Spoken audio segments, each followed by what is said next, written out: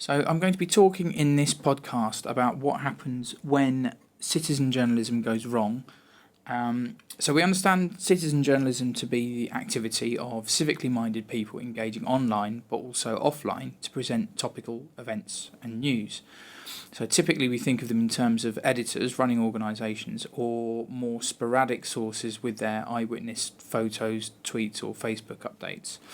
So, they're sometimes activist and engaging kind of ongoing in that kind of way, but they're just as often they might be residents of a locality, for example, who only share their information online very occasionally because they happen to be there at the time and feel others might relate or find the information useful. So, along with the proliferation and availability of smartphones and other digital devices to citizens, we also understand how it can provide key immediate accounts of news incidents, whether they are major ones such as political uprisings or minor events such as celebrity spotting. So sometimes it describes citizens providing unique sources or breaking completely new stories, and in other cases they offer maybe new perspectives where they're contextualizing a story up from the ground level, or they're offering first-hand experiences or opposing those stories or angles presented in mainstream media.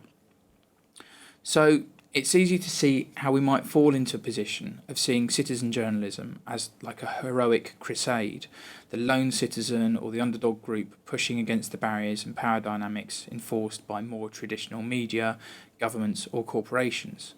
However, we should approach criticism and understanding of citizen journalism with an analytical eye. And for the rest of this presentation, I'll be looking at some of the issues we need to understand in order to do so.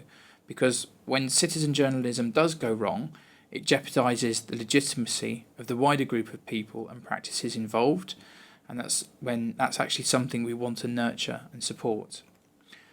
So, first of all, let's consider who these citizen journalists are. The assumption is that they're people like you and me, but how do we know this? In the same way people used to joke in the early days of the internet about the pretty young girl in the chat room actually being an overweight male truck driver, how can we verify the identity of Twitter users, for example? And if their identity comes under question, so do their motives and their online practice. We might think of this in terms of their agenda, because we all have an agenda in whatever we do on the internet. Even if we don't consciously recognise it for what it is, even if we think we're acting selfishly, we also recognise the warm glow that comes when our work is recognised, when numerous people watch the live stream, when our tweets are retweeted, for example. So, if we question motives, to what level do readers trust this media? Let's remember, for all its problems, mainstream media is usually regulated in some way. It answers to some power. Even organisations such as citizen-led hyperlocal news services don't come under similar scrutiny, let alone the single person witnessing an event and posting it to Twitter in isolation. And what should we be thinking about where we develop trust from? Do journalistic standards such as seeming to be unbiased or providing multiple and balanced points of view from a variety of sources actually help? Do we feel more comfortable when stories cite reports for their figures rather than making wild claims? Because let's not forget that reports are also often commissioned works with agendas to push or certain angles to approach from. So let's look at that, what we have to be suspicious about when we read something online or see a photo that jars with us. In what ways can citizen journalism, like any web content, be untruthful and otherwise dangerous or rocky territory? You can almost present this on a sliding scale from the unintentional acts to the very intentional, in other words, quite malicious. So if we do that, let's start at the bottom of the scale with misinformation. So sometimes people just aren't aware that what they're sharing might be construed in a particular way, that without some kind of context the whole story might be unclear. When we hold up a mobile phone camera on the world, there is so much broader visual context that can be missed out, as well as the people we could talk to about an incident or what we're hearing, for example. So an example might be a road collision where police are chasing a suspect. A photo of that collision without any context of the cause or lead-up might be read with a criticism of the people being chased, or the police for causing the chase in the first place by pursuing them.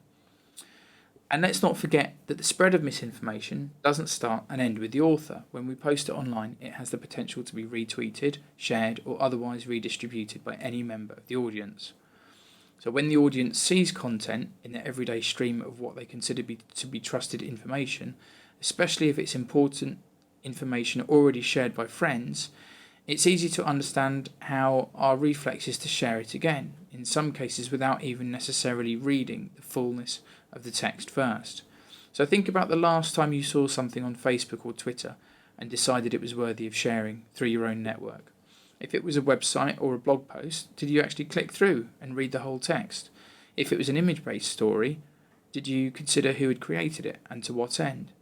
So next time you're faced with a shared blog post that you're about to automatically share yourself, go and read the full content as well and see if you agree with and support everything that's in there.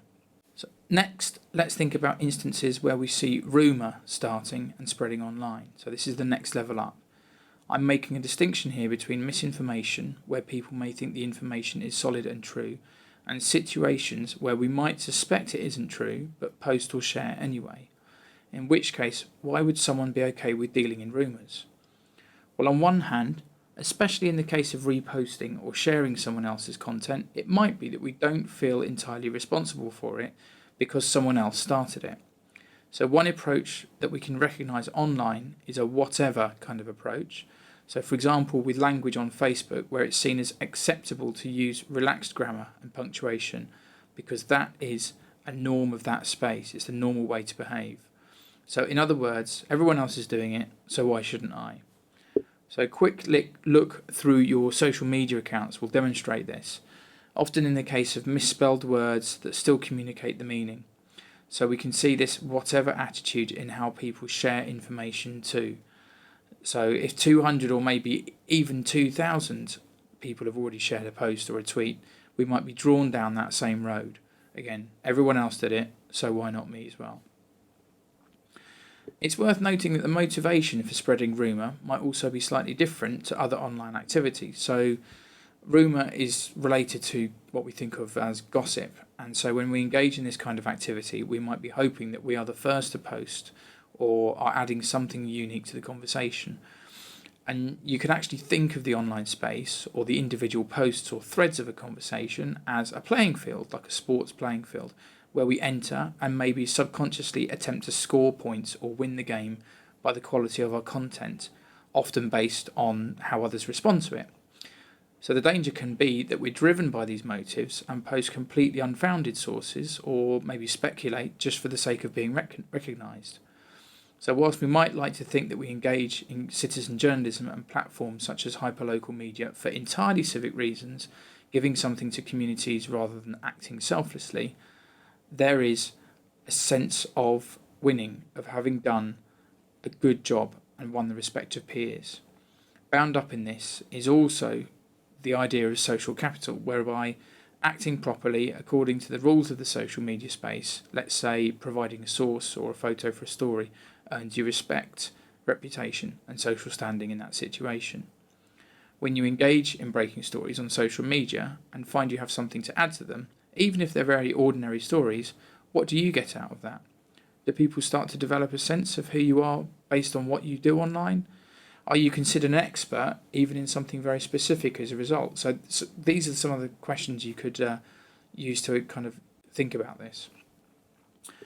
Some platforms actively encourage this sense of winning. So Reddit is an online social news platform that relies partly on users reposting amusing material from the history of the internet. So there are lots of cat photos, but they also regularly break news stories from the user base. Every post and comment can be up or down voted by users so that it theoretically acts as a topical rolling crowdsourcing of the web. In reality though, it's also swayed by users' understanding of how to get their posts or comments upvoted, how to behave in that particular culture, and what will put them at the top of their peers. One of its most notorious moments, and where we can see the real dangers of citizen journalism, is in its coverage of the Boston Marathon bombing in 2013. It was, of course, more than mere coverage, as a subreddit called Find Boston Bombers was set up, and, well, you can guess where this is going. It soon got out of hand, with speculation based on photography from the event leading to people being falsely accused, most notably contributing to the suicide of a university student when he was marked as a suspect online. Users of Reddit still talk about the events there as one of the darkest moments, and it's unlikely that anything could get quite so out of perspective on that particular platform again, but it does demonstrate how citizen journalism can go horribly wrong.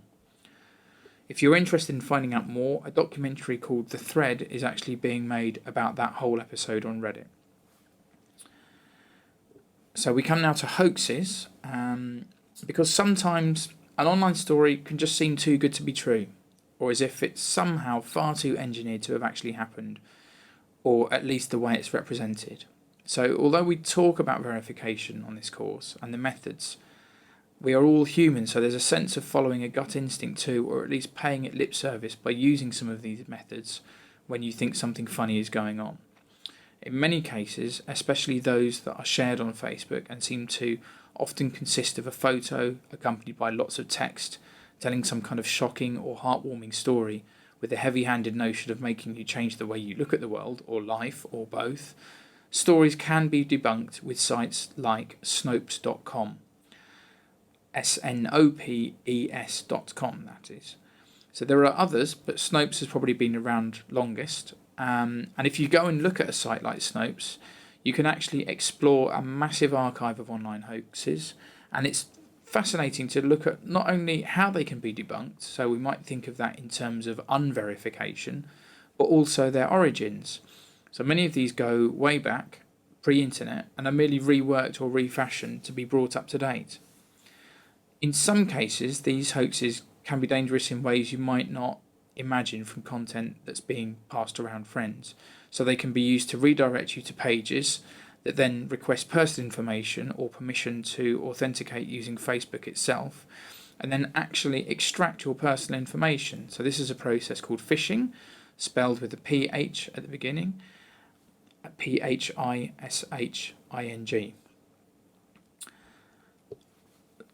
And then finally, some of the most overtly malicious activity we see on social media these days is when people engage with the sole intention of drawing out arguments or upsetting people. There may be those who don't even realise they're doing it until they're challenged, whilst others take great pleasure in tactically looking for trouble online. The problem here is that for all Twitter or Facebook or other platforms offer, one of the features that trolls will benefit from is anonymity.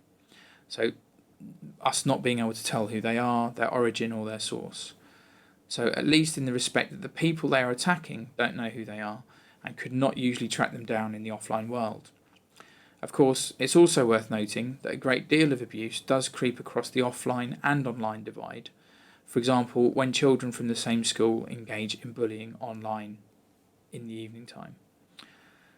Most recently, Twitter's CEO has addressed the issues with running a platform that is both open but also as a result seen as insecure by saying that Twitter suck, in his words, at dealing with trolls and abuse, but hopefully looking forward to a future when they will clamp down on it.